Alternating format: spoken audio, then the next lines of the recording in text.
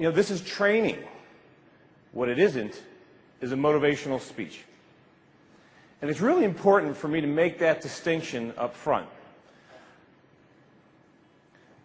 If we're talking about getting in physical shape, like into top peak physical condition, then doing a motivational speech right now would be like, okay, will everybody please get your folding chairs, and we're going to go over to LA Fitness, and we're going to sit outside the window, and we'll have our big buckets of popcorn and a big sugary soda, and we'll look in and we'll watch them do their workout, and we'll get a nice concept of what it is like to, oh, look, that person's doing abs.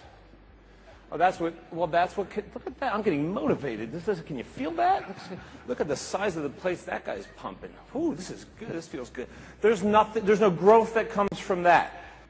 But the next step then is to treat that goal like a decision, to honor it in the way that it deserves to be honored.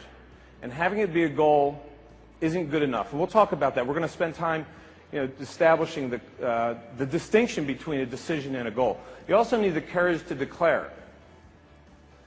Not just internally, but to the world. I mean, it takes enormous amounts of courage to say out loud to somebody what your real truth is. Because, the reason it takes courage is because we've been conditioned to believe that it's really inappropriate. It's socially inappropriate to say stuff that sounds arrogant or conceited. I work with pro athletes, but I also work with many, many more amateur athletes, many of whom aspire to be professional athletes.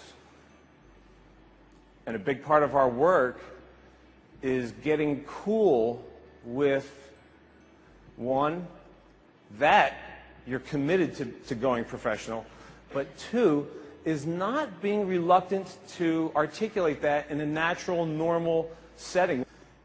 Can you get what it means to actually decide that you're going to do something without knowing how? This is important. This is an important point to really embrace, that I'm responsible for every thought that ever travels through my mind. I'm totally and solely responsible for every thought. Like the evil ones, the dark ones, I create them. The amazing ones, the powerful ones, the ones that serve me, I create them. The neutral ones, I create them. I create them all.